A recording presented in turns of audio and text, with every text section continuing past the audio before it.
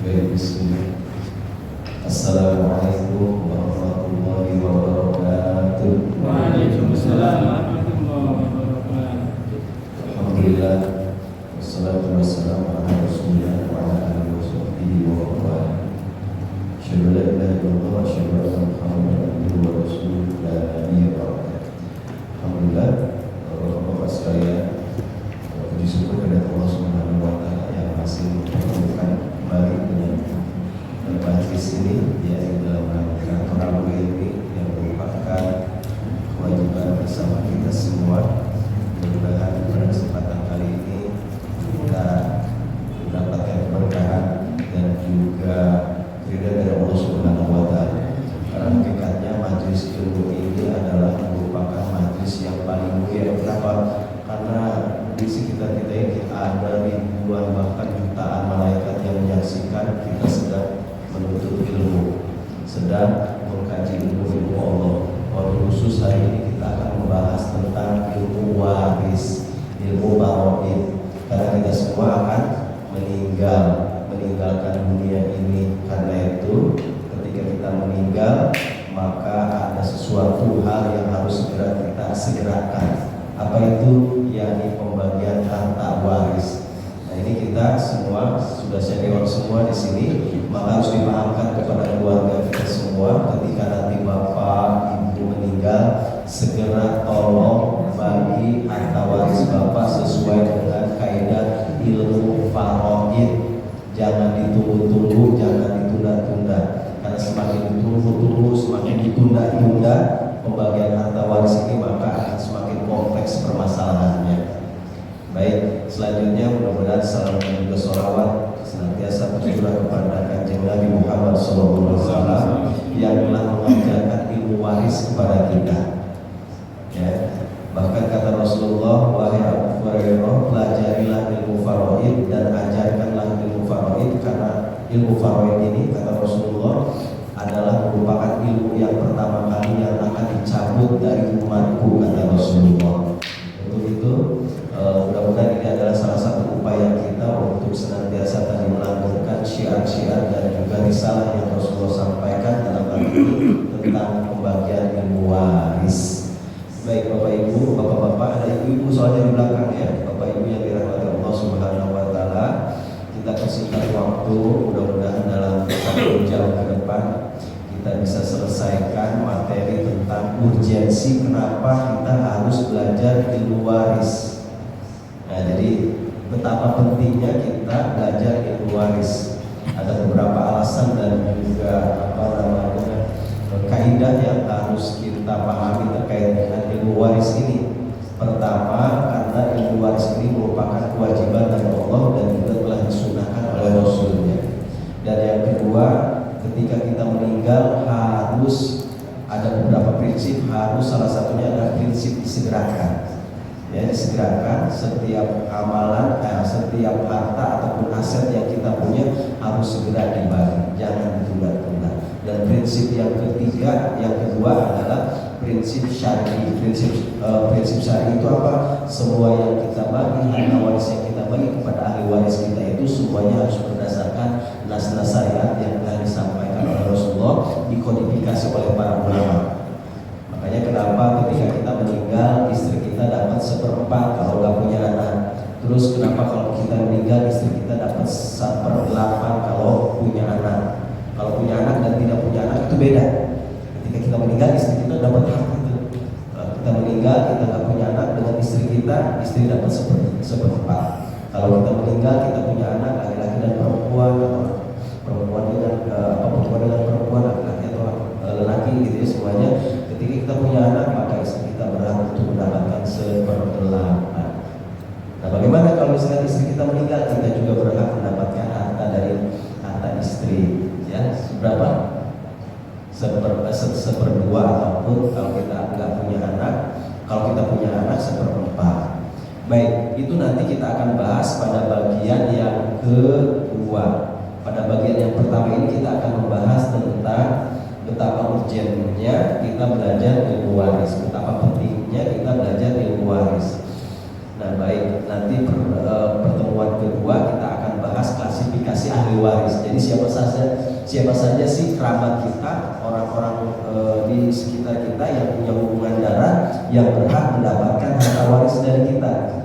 Nah, nanti ada klasifikasinya. Kalau dari laki-laki ada 15 orang, kalau perempuan ada 10 orang. Nanti di sana itu ada atasnya namanya usul, ke bawahnya namanya furu gitu. Nanti ke sampingnya namanya mawashi gitu ya. Nah, nanti di pertemuan kedua kita akan bahas itu.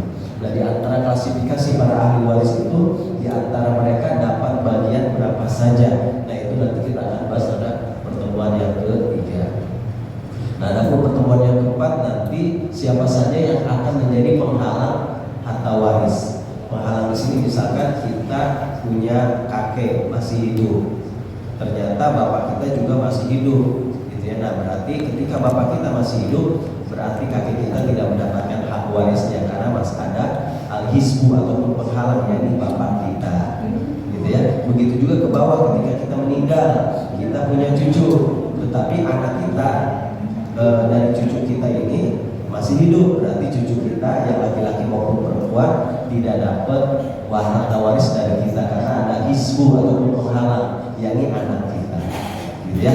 Dan itu juga ke samping kiri dan juga ke samping kanan. Nanti kita akan bahas itu di pertemuan yang keempat, insya Allah. Dan nanti insya Allah di bagian yang kelima, berarti di bulan yang kelima, mudah-mudahan kita masih diberi umur ya. Bulan yang kelima ini kita cara menghitung praktis sehingga kita bisa aplikasikan itu sesuai dengan misalkan kita sekarang sudah punya ancer-ancer nih berapa aset kita, siapa saja yang nanti akan menjadi ahli waris kita, gitu ya. Nanti kita bisa studi kasus dengan kita sendiri, gitu ya. Nah, itu di pertemuan yang kelima insya Allah cara menghitung harta waris secara praktis. Jadi memang tidak bisa langsung loncat, harus ada tahapannya karena ini merupakan ilmu yang bersanad. Artinya kalau bersanad kan itu kita mendapatkan ilmu ini dari guru ke guru sampai terus para ulama sampai ke Rasulullah, gitu ya. Saya sendiri dapat dari guru saya dapat gurunya dapat lagi gurunya dari gurunya yang ada di Mesir, terus begitu, gitu ya. Ini namanya ilmu waris bersanad, gitu. Jadi tidak terputus riwayatnya, gitu ya. Baik, untuk mempersingkat waktu, yang pertama definisi waris. Definisi waris, kenapa disebut waris? Ternyata waris itu menurut para ulama ya, dalam ilmu fikih itu disebut faraid. Ilmu faraid itu apa? Secara bahasa faraid itu sesuatu yang diharuskan, sesuatu yang sudah ditentukan, atau faraid itu berasal dari kata pardo, gitu ya, pardon. Faraid, jadi sesuatu yang wajib, sesuatu yang sudah diharuskan secara bahasa. Sedangkan secara istilah, faraid adalah ilmu yang membahas tentang tata cara pembagian harta waris terhadap ahli waris yang berhak menerima harta waris tersebut. Jadi singkat kata, ilmu faraid itu adalah ilmu yang mempelajari tentang bagaimana kita membagi harta waris secara adil, sehingga tidak ada satupun ahli waris yang terzalimi, gitu ya. Jadi seperti itu definisi ilmu faraid itu ya. Nah, sementara tujuan ilmu faraid, kenapa kita harus mempelajari ilmu faraid, ilmu pembagian waris? Karena untuk menyampaikan agar harta warisan yang telah Allah tentukan kepada kita ini bisa sampai kepada ahli waris yang berhak menerimanya tanpa ada satupun yang merasa terzalimi dalam pembagian harta waris tersebut. Landasannya apa? Kenapa kita harus belajar ilmu faraid? Allah Subhanahu wa taala berfirman di dalam surat An-Nisa ayat 65, A'udzubillahi minasyaitonirrajim. Fala wa rabbika la yu'minuna hatta yuhakimuka fi ma sajara bainahum tsumma la yajidu fi anfusihim harajan mimma qadaita wa yusallimu taslima. Fala wa rabbika, maka demi Tuhanmu, la yu'minuna, mereka kita ini tidak akan disebut sebagai orang yang beriman hatta sampai yuhakimuka, menjadikan kamu wahai Muhammad sebagai hakim fima syajara bainahum, dalam perkara yang mereka perselisihkan, tsumma la yajidu fi anfusihim, kemudian tidak ada keraguan di dalam hati mereka, haraja mimma qadaita, dan mereka menerima putusan kamu wa yusallimu taslima dengan sepenuh hati. Oke. Baik. Nah, jadi seperti itu alasan ataupun landasan kenapa kita harus belajar ilmu faraid. Alasannya adalah agar kita termasuk golongan orang-orang yang beriman. Karena kata Allah, "Fala wa rabbika la yu'minuna." Maka demi Tuhanmu tidak beriman kalian sampai hatta yuhakimuka, kalian menjadikan Rasulullah sebagai hakim fima syajaru bainahum, dalam perkara yang kalian perselisihkan. Biasanya tentang waris ada perselisihan tidak? Biasanya terjadi. Makanya banyak pertanyaan dan juga konsultasi ke saya seputar dengan ilmu waris, harta waris. Karena apa? Itu memungkinkan terjadi perselisihan. Nah, kata Allah, kalau kalian ingin disebut sebagai orang yang beriman, ketika terjadi perselisihan dalam hal ini tentang pembagian harta waris, maka jadikanlah Rasulullah sebagai hakim. Nah, Rasulullah sudah memberikan rambu-rambu, sudah memberikan guidance-nya kepada kita tentang pembagian ilmu waris, tinggal kita mengaplikasikannya. Hanya saja untuk bisa mengaplikasikannya kita perlu belajar, gitu ya, biar tidak salah dalam pembagian harta waris. Mohon maaf Bapak Ibu, ini boleh ya nanti dipotong saja kalau misalkan mau bertanya, gitu ya, agar nanti bisa lebih interaktif, gitu ya. Nah, itu landasan yang pertama. Landasan yang kedua dari sunnahnya Rasul, ya, dari kaulnya Rasul, dari hadis. Bahwasanya ya Rasulullah SAW bersabda, ya Abu Hurairah, ta'alamul faraid wa'alimuha. Wahai Abu Hurairah, pelajarilah ilmu faraid wa'alimuha, dan ajarkanlah. Fa innahu nisful ilma, sesungguhnya ilmu faraid itu adalah sebagian daripada ilmu. Wa huwa yunsa, dan itu akan dilupakan. Wa huwa awwalu syai'in yunzabu min ummati, dan ilmu faraid itu akan yang pertama kali ilmu yang dicabut dari umatku, kata Rasulullah. Ya, begitu juga menurut Umar bin Khattab, ya, radhiyallahu anhu, Umar bin Khattab annahu kana yaqul, dari Umar bin Khattab, sesungguhnya Umar bin Khattab berkata, ta'allamul faraida kama tata'allamuna al-Qur'an. Apa artinya tata'allamul faraida? Pelajarilah ilmu faraid kama, sebagaimana tata'allamuna, mempelajari Al-Qur'an, yakni Al-Qur'an. Jadi kita harus belajar ilmu faraid itu sebagaimana kita mempelajari Al-Qur'an. Kira-kira mempelajari Al-Qur'an wajib tidak? Wajib, karena kita ketika mau melaksanakan sholat harus tahu Al-Qur'an, minimal Al-Fatihah. Karena Al-Fatihah merupakan rukun. Kalau kita nggak hafal, nggak tahu, nggak ngerti tentang Al-Fatihah, maka sholat kita batal. Karena Al-Fatihah merupakan rukun, membaca Al-Fatihah, gitu ya. Termasuk juga artinya kalau misalkan kita diperintahkan untuk mempelajari ilmu faraid, berarti sama pentingnya kita sebagaimana mempelajari Al-Qur'an. Jadi perintah ini mengandung pesan bahwa belajar ilmu waris ini sama pentingnya sebagaimana kita mempelajari Al-Qur'an. Karena kata Umar bin Khattab seperti itu. Jadi belajar Al-Qur'an itu, belajar ilmu faraid itu disejajarkan seperti kita belajar ilmu faraid. Selanjutnya ada beberapa prinsip dalam ilmu faraid. Prinsip yang pertama adalah prinsip syar'i. Syar'inya itu maksudnya apa? Yakni kita melaksanakan pembagian harta waris sesuai dengan fikih, sesuai syariat ini semata-mata dalam rangka untuk memenuhi perintah Allah, yakni mengambil apa yang Allah perintahkan dan juga Rasulnya, dan juga meninggalkan apa yang Allah perintahkan, Allah larang dan juga Rasulnya larang, gitu ya. Nah, ketika berhadapan dengan ilmu faraid, Allah memerintahkan sekian dan sekian yang disampaikan oleh sabda Rasulullah, maka kita harus laksanakan itu. Nah, ketika kita melaksanakan itu, berarti kita sudah melaksanakan hukum syariat. Artinya prinsip syar'i ini adalah kita bersegera melaksanakan ilmu syariat ataupun aturan-aturan yang telah Rasulullah gariskan kepada kita. Namun sebaliknya, ketika kita meninggalkan ilmu faraid ini dalam pembagian harta waris, udah nggak usah pakai ilmu faraid, sudah semuanya bagi rata saja. Nah, berarti kita sudah menyalahi ilmu ataupun syariat Allah.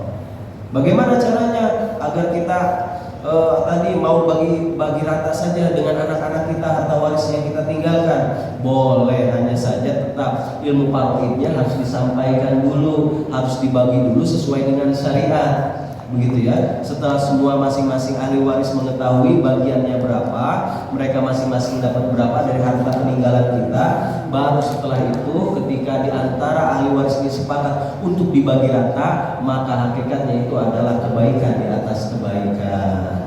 Karena ketika dibagi rata pasti ada yang mendapat lebih, ada yang mendapat kurang karena dibagi rata. Ya kan? Pasti itu. Nah, makanya kenapa disebut sebagai kebaikan di atas kebaikan? Maka ketika orang yang seharusnya dia mendapat lebih lalu dia ikhlaskan kepada saudaranya, maka itu merupakan sedekah baginya. Begitu juga ketika ada orang yang seharusnya dia mendapat kurang, tetapi karena dibagi rata dia menjadi mendapat lebih, gitu ya. Nah, itu juga merupakan kebaikan di atas kebaikan karena saudaranya telah bersedekah kepadanya.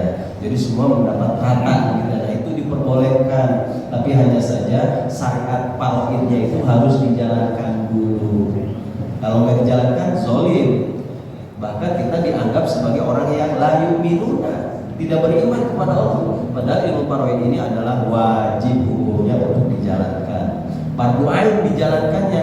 Kalau belajarnya seperti ini memang fardu kifayah. Ketika di musola Bina Ihsani ini ada satu orang saja yang ngerti tentang ilmu faraid, ketika ada yang meninggal lalu bertanya kepada DKM Bina Ihsani, oh ya pembagiannya begini dan begini. Ketika ada yang tahu dan bisa menjawab tentang ilmu faraid, tentang ilmu bagi waris, maka semuanya tergugurkan dosanya. Karena ada salah satu ataupun beberapa orang yang mengetahui tentang pembagian ilmu waris, harta waris. Tetapi ketika se-RT sekitaran Bina Ihsani ini ada orang yang meninggal lalu bertanya kepada ahli tokoh dan juga para ustadznya, ternyata tidak ada yang mengerti.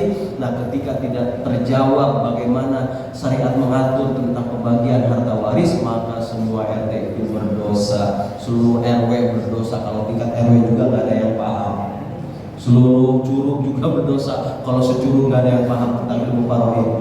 Nah, makanya kata Rasulullah itu ilmu faraid ini adalah ilmu yang nanti setelah Rasulullah meninggal itu, hari ini mendekati akhir zaman, adalah ilmu yang ditinggalkan oleh kebanyakan orang.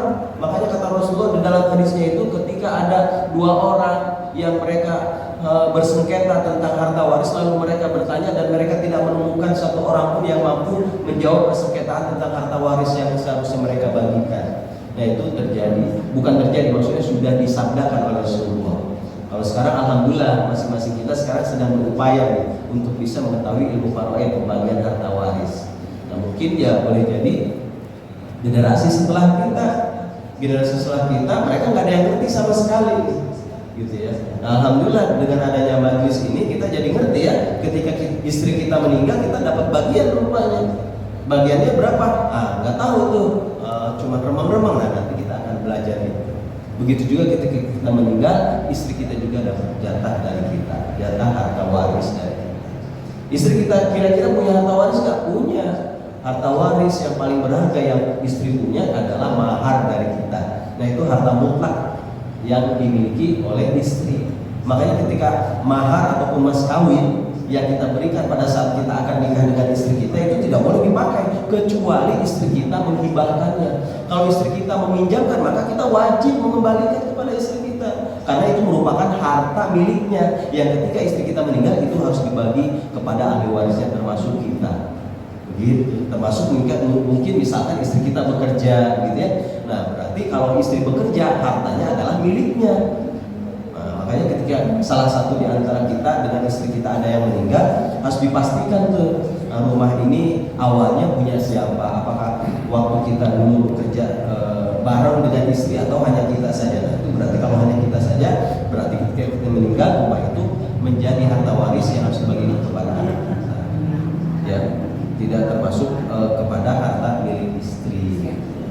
Termasuk istri juga, misalkan istri mendapatkan warisan dari keluarganya, dari orang tuanya, berarti itu mutlak harta milik istri, bukan harta milik suami. Nah, ketika istri kita meninggal, maka kita dapat jatah atau mendapat waris 1/4, 1/2, atau kalau kita punya anak berarti 1/4, gitu ya. Nah, seperti itu. Dan adapun prinsip kesegeraan itu apa? Tadi prinsip syar'i ya, syariat, yakni dalam rangka kita menjalankan perintah Allah. Prinsip kesegeraan apa itu? Kalau dalam bahasa kulon ya, bahasa Bantennya, as soon as possible. Apa itu? Lebih cepat lebih baik. Jadi harta waris ketika ada salah seorang di antara kita yang meninggal, termasuk anak kita misalkan meninggal, kalau anak kita sudah balik dan mereka sudah punya harta, maka harus segera dibagi. Karena kita sebagai bapaknya dapat jatah juga, dapat harta waris juga dari anak kita. 1/6, bahkan plus asobah kalau bapak itu. Asobah apa ya? Nanti kita akan bahas. Ya, jadi seperti itu. Ya termasuk juga ketika kita meninggal, kita punya nenek kita juga dapat. Kita masih punya kakek kita juga dapat kalau bapak kita meninggal. Begitu ya. Jadi seperti itu. Nah, prinsip kesegeraan itu dalam artian jadi harus dilaksanakan setelah pertama tadi, setelah semua pengurusan jenazah dilaksanakan secara sempurna. Jadi pembagian harta waris ini harus segera dilakukan secepat mungkin, lebih cepat lebih bagus. Penghitungannya itu harus dikurangi harta waris. Misalkan kita sebagai suami meninggal, ya, setelah kita meninggal, setelah pengurusan jenazahnya selesai, setelah kita selesai dikuburkan, lalu nanti para ahli waris berkumpul menghitung berapa aset punya kita yang tersisa. Jadi aset punya kita saja, jangan dicampur dengan aset punya istri. Karena istri misalkan masih hidup, ya jangan dibawa aset punya istri, karena istri ketika meninggal pun nanti ada gilirannya begitu. Nah, ketika yang meninggal maka hanya aset kita saja, tidak dicampur dengan aset milik istri.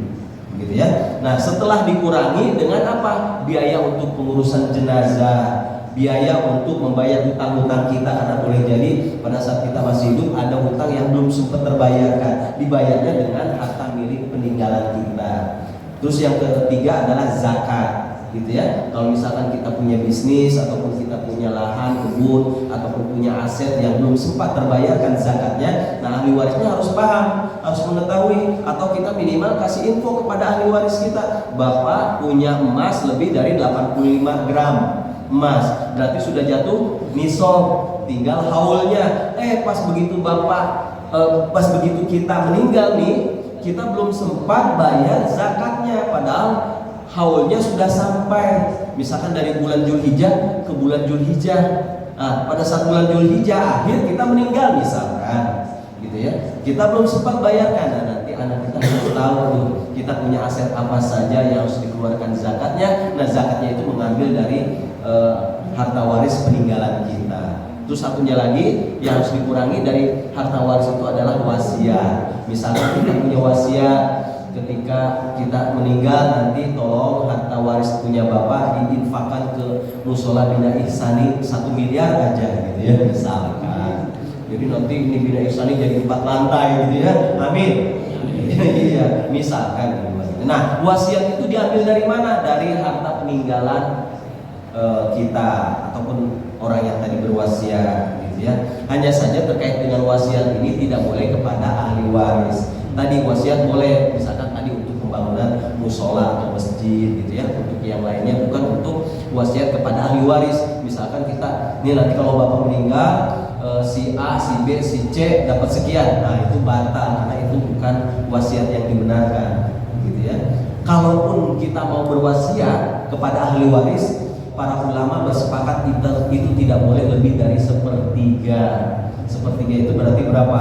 33,3% ya, sekian begitu ya. Tidak boleh lebih dari itu yang kita wasiatkan. Misalkan sebelum kita meninggal, ini dari harta bapak yang 10 miliar ini, tolong yang 3 miliar kalian bagi rata ya. Berarti kalau 3 miliar belum 1/3 ya, kalau hartanya 10 miliar ya. Nah itu masih diperbolehkan. Tapi kalau misalkan wasiatnya sudah lebih dari 3,3 miliar, karena kan 30%-nya sepertiganya ya, betul ya, sepertiganya. Kalau lebih dari itu maka tidak sah wasiatnya, maka hartanya harus dikembalikan untuk pembagian waris kepada ahli waris tadi. Nah itu prinsip kesegeraan. Jadi harus disegerakan setelah pengurusan jenazah, mumpung selagi masih kumpul para ahli waris, mereka yang biasanya merantau dari luar negeri, dari luar kota, dari luar pulau, gitu ya. Ketika kita meninggal biasanya mereka kumpul. Nah pada saat mereka kumpul itulah, ayo kita sepakati untuk pembagian harta warisnya disegerakan. Agar apa? Kita yang ada di alam kubur itu tidak terkatung-katung, gitu ya. Karena mungkin boleh jadi kita masih punya utang, ada yang zakat yang belum kita bayar. Kalau misalkan harta waris kita sudah dibagi sesuai dengan syariat, insya Allah kita akan tenang di alam kubur, gitu ya. Nah ini harus diberikan pemahaman kepada para ahli waris kita, pada anak-anak kita sedini mungkin. Syukur-syukur anak-anak kita seharusnya bisa hadir di sini agar mereka juga paham. Karena nanti kalau kita sudah meninggal, yang itu bukan kita, yang itu ya anak kita. Ya dibarengi dengan ustaz. Ternyata ustaznya nggak bisa, ya udah panggil aja Maulana, gitu ya. Nanti kalau Maulana tolong bagikan ada harta milik bapak saya 10M. Oh gampang. Siapa yang masih hidup ya? Yang masih hidup, gitu ya, dari sanak famili bapak. Oh ini. Ya sudah, nanti saya hitungkan. Apalagi sekarang gampang, sudah ada aplikasinya. Hanya saja teknologi itu untuk memudahkan menghitung, bukan untuk memberikan pemahaman kepada kita. Nah, agar kita dapat pemahamannya tetap harus ngaji, ya, harusnya ngaji. Gak mungkin kita bisa input di aplikasinya itu sekian dan sekian kalau kita nggak punya pemahamannya, kalau kita nggak punya ilmunya. Nah, inilah pentingnya kita menghadiri majelis ilmu. Makanya majelis ilmu selalu dihadiri oleh jutaan malaikat. Malaikat lagi pada nonton gitu ya, bahkan mereka nonton bareng gitu dan kita nggak lihat aja, karena ini memang sabdanya Rasulullah, setiap majelis ilmu niscaya itu dihadiri oleh para malaikat. Ketika kita berdoa di majelis ilmu, insya Allah akan diaminkan oleh jutaan malaikat itu, gitu ya. Nah itu prinsip kesegeraan. Prinsip yang ketiga adalah prinsip akurasi. Prinsip akurasi itu apa? Yakni kita harus mengkalkulasi dan juga mengumpulkan semua aset yang kita punya. Jangan sampai ada yang tidak terhitung. Karena kalau tidak terhitung berarti ada kezaliman yang seharusnya itu dibagi kepada ahli waris. Ketelesok misalkan gitu, kelupaan. Nah itu jangan sampai terjadi. Ya, jangan sampai terjadi. Pertama harus dikalkulasikan keakuratan datanya. Ya, berapa saja harta yang berkaitan dengan finansial, apakah itu harta bergerak maupun harta tidak bergerak. Harta yang bergerak misalkan apa, kita punya bisnis, itu harus disampaikan, anak kita harus tahu bisnisnya apa, keuntungannya berapa, dengan siapa bermitra, sehingga dari situ bisa kita kalkulasi berapa harta waris dari bisnis bapak ataupun kita, gitu ya. Termasuk juga harta tidak bergerak seperti mobil, rumah kita punya di mana saja, kontrakan kita ada di mana, sawah kita ada di berapa provinsi, harus tahu itu ahli waris kita. Ya, misalkan itu nanti sawah bapak yang ada di Papua 100 hektar gitu misalkan, itu harus tahu ya ahli waris kita agar tadi tidak ada yang terlewat. Inilah prinsip akurasi. Termasuk juga ketika kita sudah menghibahkan, yang tadi saya sampaikan contohnya, ketika kita sudah menghibahkan harta kita yang memang ada syarat tidak boleh lebih dari 1/3, itu juga harus disampaikan kepada seluruh ahli waris. Sepengetahuan mereka, syukur-syukur dinotariatkan, didatangkan ke notaris, catat begitu ya, agar tidak terhitung ke dalam harta waris. Karena kalau yang sudah dihibahkan berarti kepemilikannya sudah berpindah, yang tadinya milik kita menjadi milik orang yang mendapat hibah dari kita. Nah berarti kan kepemilikan sudah putus dari kita. Nah ketika kita meninggal maka itu tidak boleh lagi dihitung sebagai harta waris peninggalan kita. Ini yang disebut sebagai prinsip akurasi. Jadi prinsipnya ada berapa? Prinsipnya ada 3. Prinsip syariat, prinsip kesegeraan, dan prinsip akurasi. Paham sampai sini? Ada yang mau ditanya? Ada?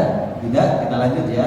Baik, selanjutnya hak dalam selanjutnya tentang rukun dan juga syaratnya sebagaimana sholat. Karena paroid ini ataupun hukum pembagian waris ini merupakan ibadah tauqifiyah. Tahu tauqifiyah? Tauqifiyah itu adalah ibadah yang memang tata caranya sudah disampaikan dari Allah dan juga Rasulnya seperti itu.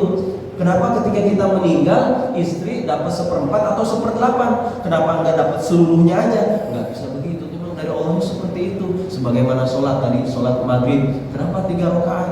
Kenapa enggak 7 atau 8 rakaat saja? Enggak bisa. Itu memang dari sananya seperti itu. Nah, seperti itulah harta pembagian waris, persentasenya ataupun nisbahnya, begitu ya. Tidak bisa kita tawar-tawar karena ini merupakan ibadah tauqifiyah.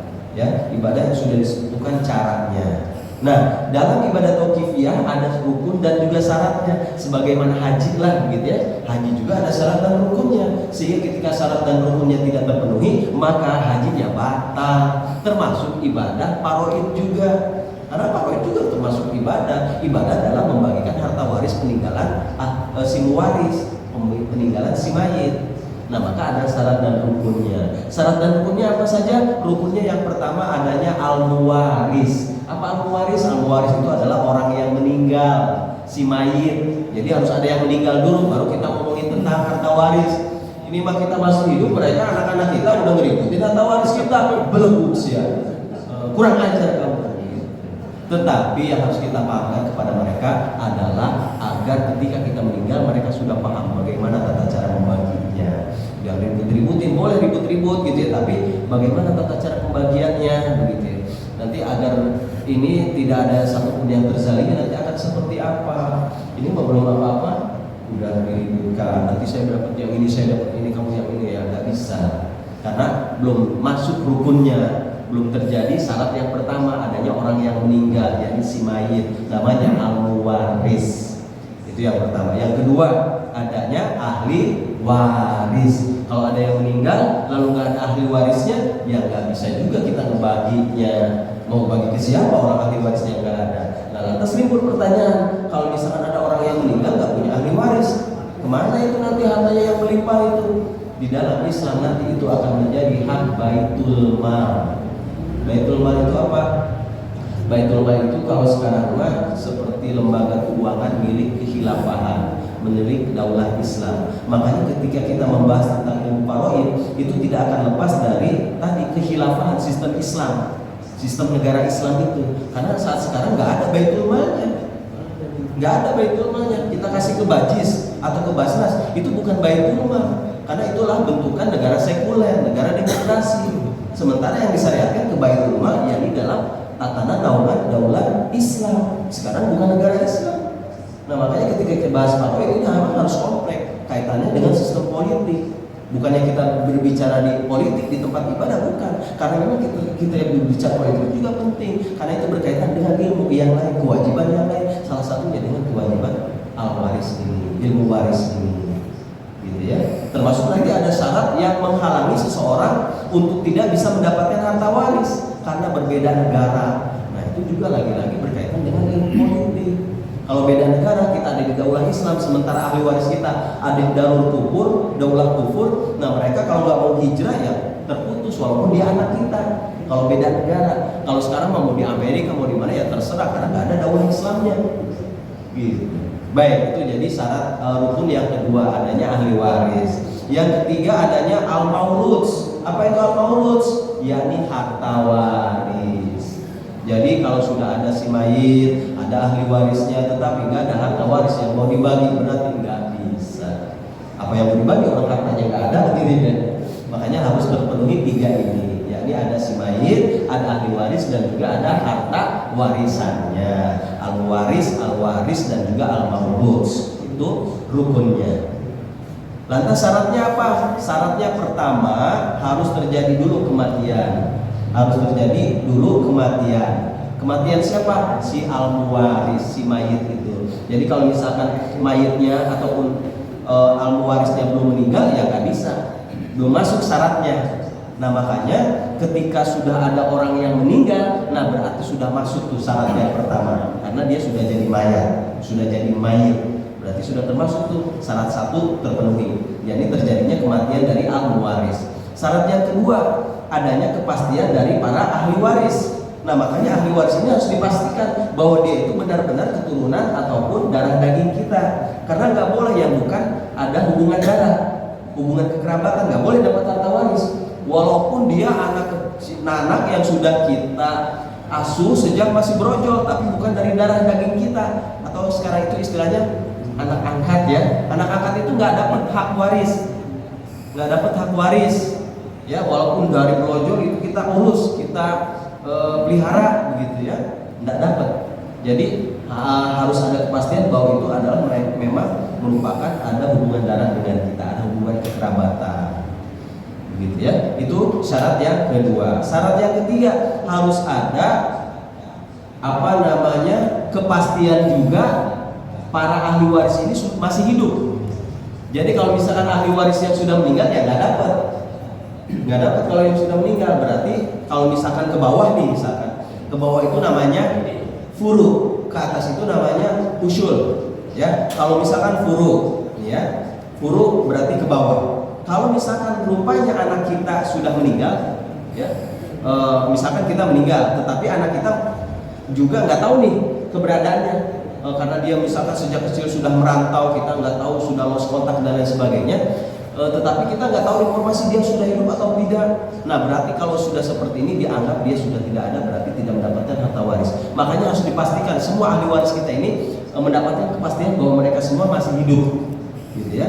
Karena kalau sudah meninggal tidak berhak untuk mendapatkan harta waris, maka harus jatuh ke di bawahnya. Kalau anak kita sudah meninggal, anak kita punya anak atau cucu kita, berarti nanti jatuh ke cucu kita. Kalau bapak kita sudah meninggal, berarti sementara kakek kita sudah masih ada, berarti nanti jatuh kepada kakek kita. Kakek kita dapat 1/6 juga, gitu ya. Jadi seperti itu ya. Jadi syaratnya ada berapa tadi? Ada 3. Adanya kematian, dan juga adanya kepastian hidup para ahli waris, dan juga adanya kepastian hubungan darah dengan si mayit. Jadi seperti itu. Sampai sini ada yang tanya? Jelas ya? Silakan. Tadi kurang jelas. Apa itu, Bu? Yang cucu anak ke bapaknya kan udah meninggal nih, 3 cucu kan? Iya. Nah itu dapat itu. Dapat. Itu namanya furu. Berarti anaknya udah meninggal, berarti anak kita yang sudah meninggal. Sementara cucunya masih ada, itu nanti dapat karena al-hizbunya, penghalangnya sudah meninggal. Berarti nanti jatuh ke cucunya. Sama bagiannya. Nanti berapa bagiannya itu di pertemuan yang keempat. Jadi sabar dulu. Kalau kita main bola juga kan, main bola nggak boleh offset gitu ya. Kalau offset batal itu bolanya gitu ya. Termasuk juga belajar ilmu waris. Jadi harus step by step wajib ya. Harus sabar ya. Nanti kita bahas. Yang penting kita paham dulu tentang ya. Kalau misalnya istri yang meninggal, sedangkan istri yang dominan yang punya harta. Tinggal dihitung harta istri berapa, lalu kita nanti dapat 1/4. Alhamdulillah. Suaminya dapat 1/4 kalau punya anak. Kalau tidak punya anak, dapat 1/2 dari harta istri. Begitu. Terus yang setengah buat siapa itu, Pak? Nanti ada hitung-hitungannya lagi. Justru itu.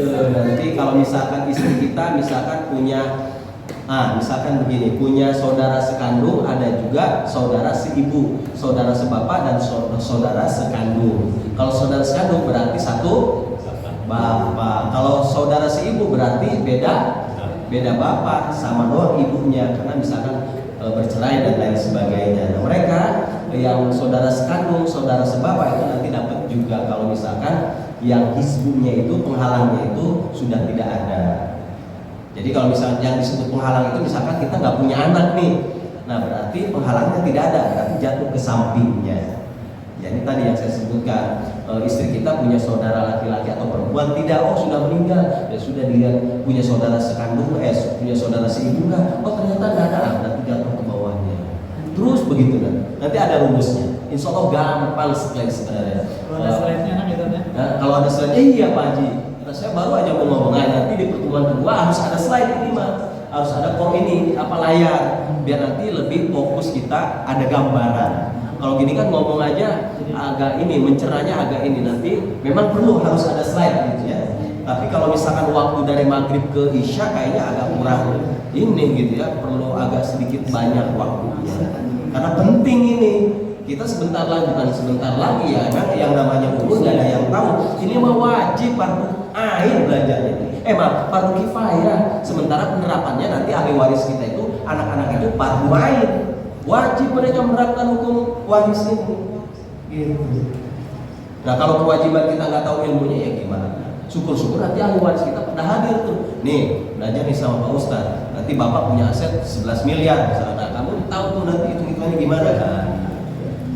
Itu nanti insya Allah di pertemuan kedua ya, bagian perbagiannya yang tadi Bu Haji tanyakan berapa bagiannya itu pertemuan yang kedua insya Allah ya. Jadi seperti ya Pak ya. Adanya anak kita keluar dari agama, itu kita lanjut ke slide selanjutnya Pak Haji. Sahabat Pak Haji. Baik, penyebab pewarisan sehingga mereka bisa berhak mendapat harta waris kita. Pertama harus dipastikan ada hubungan keturunan ataupun kekerabatan. Hadisnya wa ulul arhami ba'duhum aula bi ba'di fi kitabillah. Dan orang-orang yang mempunyai hubungan darah satu sama lain lebih berhak waris mewarisi di dalam kitabullah, di dalam Al-Qur'an. Al-Ahzab ayat 6. Nah, ayatnya ini, kenapa harus ada hubungan darah? Yang kedua, harus ada hubungan pernikahan. Nah, kalau kita nikah, ya kita berhak ketika istri kita meninggal, kita dapat bagian dari istri kita. Begitu juga ketika istri kita meninggal, istri kita dapat bagian dari kita. Tapi kalau sudah cerai, ya sudah. Berarti kita ketika istri kita meninggal ya emang bukan siapa-siapa lagi kan. Karena kan udah tidak ada hubungan pernikahan lagi. Yang dapat siapa? Tadi berarti sudah menjadi saudara. Misalkan istri kita nikah lagi, kita juga nikah lagi. Kita punya anak, istri kita juga punya anak. Nah, anak kita yang kita menikah dengan perempuan yang lain, begitu juga anak istri kita yang menikah dengan laki-laki lain, itu disebut apa? Saudara seibu anak kita dengan mereka, gitu ya. Begitu juga anak kita dengan anak dari istri oh nggak ada hubungan ya karena sudah cerai. Nah, kalau anak kita dengan misalkan kita dengan istri kita itu punya anak, ya, terus kita cerai misalkan, ya, terus kita menikah lagi, istri kita juga menikah lagi. Nah, dari situ nanti ada istilah namanya saudara sekandung dan juga saudara sebapak dan saudara seibu. Nah, saudara sebapak dan saudara seibu itu ada di dalam kolom ataupun bagan waris, namanya al-mawashi, yakni ke samping. Ketika apa? Ketika kita misalkan sudah tidak punya lagi saudara laki-laki, saudara perempuan, kita nggak punya kakak adik udah meninggal, nah itu nanti ke samping jatuhnya. Nanti ada bagannya insyaallah. Nah, itu harus ada hubungan pernikahan. Kalau tidak ada hubungan pernikahan berarti sudah batal, tidak berhak mendapat harta waris. Yang kedua, yang harus memerdekakan hamba sahaya. Jadi ketika nanti, nah ini lagi-lagi kita berhubungan dengan negara Islam, daulah Islam. Karena nanti ketika ada daulah Islam hanya ada dua, ada daulah Islam dan daulah kufur. Nah, daulah kufur ini suatu saat nanti akan ditaklukkan oleh daulah Islam. Nah, ketika daulah kufur ditaklukkan oleh daulah Islam, maka para penduduknya yang tidak mau masuk Islam, mereka akan menjadi budak kita. Nah, misalkan Amerika, Indonesia udah jadi daulah Islam, Amerika masih jadi daulah kufur. Amerika ditaklukkan oleh Indonesia. Nah, rakyat Amerika yang tidak mau masuk Islam, mereka akan jadi budak kita. Nah, silakan Pak Haji Kumanto tinggal milih siapa yang mau diambil tuh jadi budak, gitu ya. Misalkan sekarang siapa artis Amerika yang paling ganteng, paling cantik. Nah, itu bisa tuh kita jadikan budak karena mereka sudah ditaklukkan oleh negara Islam di Indonesia ini, gitu ya. Mereka jadi budak kita, boleh tuh. Misalkan yang paling ganteng artis Tom Cruise misalkan di Amerika. Tom Cruise ketika Amerika ditaklukkan oleh Indonesia sebagai daulah Islam, itu dia akan jadi budak karena Tom Cruise-nya nggak mau masuk Islam misalkan. Nah, berarti otomatis dia jadi budak. Nah, ketika kita memerdekakan Tom Cruise ini, kan Tom Cruise sebelumnya kan artis tuh Hollywood, berarti kan hartanya banyak. Nah, ketika dia jadi budak kita, hartanya itu nanti ketika dia meninggal dan si Tom Cruise ini kita merdekakan, nah itu hartanya jadi milik kita, al-wala namanya, memerdekakan budak. Nah, ketika budak yang dimerdekakan dan dia meninggal, semua harta dari milik budak yang kita merdekakan itu menjadi harta milik yang telah memerdekakan. Ada bayangnya? Nah, seperti itu jadinya.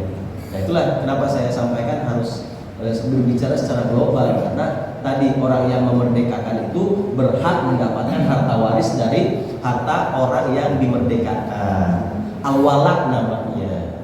Dan yang keempat, tadi yang ketiga ya. Yang keempat, jadi hanya ada tiga.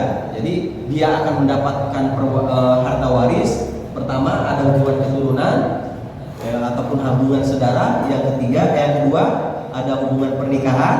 Yang ketiga ada membebaskan perbudakan. Ya, jadi kita membebaskan budak, kita berhak mendapatkan harta waris dari budak yang kita merdekakan. Nah, sekarang yang tadi ditanyakan oleh Pak Haji, apa yang menjadi penghalang waris? Yang menjadi penghalang waris yakni perbudakan tadi. Jadi budak ketika dia meninggal, dia tidak akan mendapatkan warisan karena hartanya tadi adalah milik kita kan, tadi yang tadi dibahas itu. Karena apa perbudakan yang dimaksud adalah seseorang sebagai hamba sahaya. Sebab hamba sahaya adalah milik tuannya. Diri dan harta jerih payah dari si hamba sahaya itu adalah milik tuannya. Nah, sehingga ketika hamba sahaya ini meninggal, maka ia tidak meninggalkan harta apapun, sebab semua hartanya adalah milik tuannya, milik kita. Gitu. Ya, itu yang pertama. Yang kedua, ahli waris tidak akan mendapatkan harta waris kalau terjadi pembunuhan. Misalkan seorang bapak ya dibunuh oleh anaknya. Nah, anaknya ini tidak akan mendapatkan harta waris dari bapaknya karena sudah terjadi pembunuhan. Nah, sementara di dalam Islam pembunuhan itu harus dibayar bunuh, namanya kisos. Nah, bagaimana mungkin dia akan dapat harta waris dari kita karena dia langsung dibunuh lagi. Nah, itulah orang yang membunuh dari al-muwaris ataupun bapaknya ataupun siapa gitu yang dia berhak mendapat harta waris, maka ketika terjadi pembunuhan dia tidak berhak mendapatkan harta waris. Dan yang ketiga yang menjadi penghalang pewarisan adalah perbedaan agama. Itu. Jadi kalau misalkan anak kita murtad, walaupun dia anak kandung kita, anak darah daging kita, dia tidak berhak mendapatkan harta waris dari kita. Ya, kalau anak kita murtad, nauzubillah, itu contoh misalkan ya. Dan ketika dia murtad tidak berhak. Bagaimana kalau misalkan bapaknya yang murtad? Kita punya bapak, ini contoh ya. Kita punya bapak atau misalkan orang lain punya bapak. Si bapaknya ini yang tadinya Islam menjadi murtad, menjadi keluar Islam misalkan, agama apapun gitu. Itu bagaimana? Yang nggak dihitung harta warisnya terserah sesuai dengan hitungan agamanya, gimana itu menghitung harta warisnya? Karena harta waris itu hanya dihitung dalam agama Islam. Nggak tahu dalam Kristen, saya nggak tahu cara membagi harta waris. Jadi ya kita memang akan rugi tuh sebagai anaknya kalau misalnya ada bapak kita yang murtad. Karena antara orang yang Islam dan bukan Islam, artinya antara Muslim dan juga kafir, itu tidak saling mewarisi. Gitu. Apakah bapaknya yang murtad atau anaknya yang murtad? Gitu. Nah, jadi itu yang menjadi penghalang tidak dapat mendapatkan harta waris. Nah, yang keempat adalah perbedaan negara tadi yang saya contohkan, gitu ya. Misalkan yang tadi gitu ya, kita di Darul Islam, sementara anak kita di Darul Kufur di Amerika misalkan gitu ya. Karena waktu itu pada saat itu sudah tidak ada lagi perbedaan sekat-sekat negara. Indonesia, Malaysia, Arab Saudi itu bersatu menjadi Daulah Islam namanya. Nah, itu Daulah Islam. Sementara selain daripada itu disebut Daulah Kufur. Nah, ketika anak kita masih ada di Daulah Kufur ataupun negara kufur, negara kafir, maka ketika mereka anak-anak kita itu sudah diminta untuk hijrah ke Daulah Islam, tetap nggak mau, ya sudah. Sebagai konsekuensi, ketika kita meninggal, mereka yang masih ada di Daulah Kufur tidak mendapatkan harta waris dari kita. Gitu. Ada syariatnya ini, gitu ya. Ini juga sudah dicontohkan oleh Rasulullah. Ya, itu dalam surat Al-Anfal ayat 72. Wallazina amanu wa lam yuhajiru ma lakum min walayatihim min syai'in hatta yuhajiru.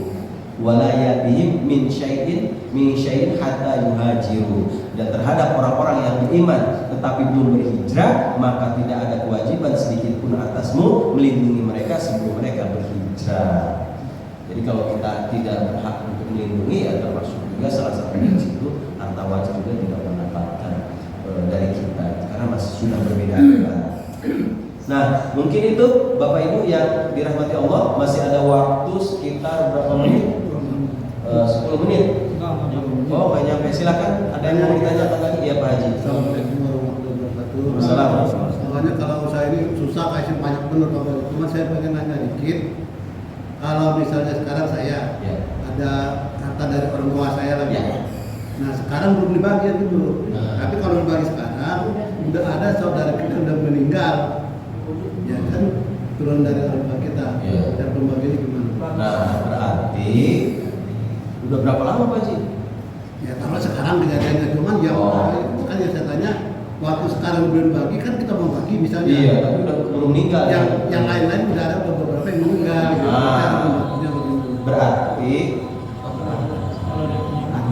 lanjut. Nah, berarti itu nanti harus ditarik ke belakang, berlaku surut. Artinya apa? Ketika ayah bapak kita meninggal, berarti kan saudara-saudara kita kan masih ada tuh. Nah, ketika bapak meninggal saja tuh yang dihitung ahli warisnya yang masih hidup. Jadi kalau misalkan ahli waris, maksudnya begini, ahli waris yang masih hidup yang akan mendapat harta waris ketika bapak meninggal. Nah, adapun ketika bapak meninggal misalkan itu belum sempat dibagikan, tetapi sekarang sudah meninggal, ya mereka tetap mendapat hak. Karena pada saat itu dia masih hidup ketika bapak meninggal. Nah, hanya saja sekarang sudah meninggal karena sudah keburu untuk dibagi misalnya, tadi kelalaian dan lain sebagainya.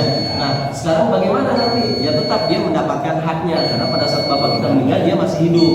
Nanti hartanya dibagikan ke siapa? Kepada ahli warisnya. Tetapi bagiannya ya bagian dia sebagai anak, bukan bagian dia sebagai cucu. Walaupun nanti ya harta itu akan jatuh diambil oleh cucunya, oleh cucu. Tetapi hitungannya itu ya sebagai anak. Jatah anak, bukan jatah cucu begitu. Begitu Bang. Itu harus disegerakan. Jangan sampai semuanya sudah pada meninggal malah zolim nanti. Lalai kan. Iya. Soalnya kalau buru-buru kan buru-buru. Nah, kering kan ini. Iya. Buru-buru aman mengaruh warisan kan itu takutnya. Misalkan tadi udah azan. Allahu Akbar berarti sudah masuk waktu sholat. Terus kita tunda nanti tahun depan deh, buru-buru amat. Kira-kira dosa tidak? Begitu juga hukum waris. Dosa. Gitu ya. Memang ya boleh kita selesaikan dulu pemakamannya, bayar dulu semua hutang-hutangnya, zakatnya, wasiatnya, baru setelah itu dibagi. Ada batasan nggak waktunya? Berapa harinya? Tidak ada batasannya. Tidak ada batasan harus berapa hari.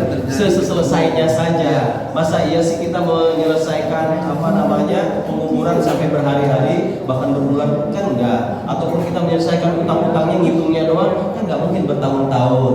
Artinya ya secepatnya lah begitu. Intinya semakin cepat semakin bagus. Jangan ditunda-tunda seperti Pak Haji tadi.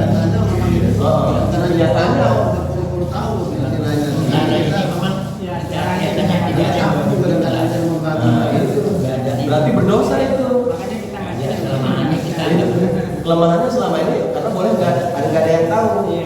Atau ada satu kemungkinan lagi karena ada mohon maaf lah ya Pak ya. Ada keserakahan dari salah satu pihak sehingga itu terjadi penundaan itu.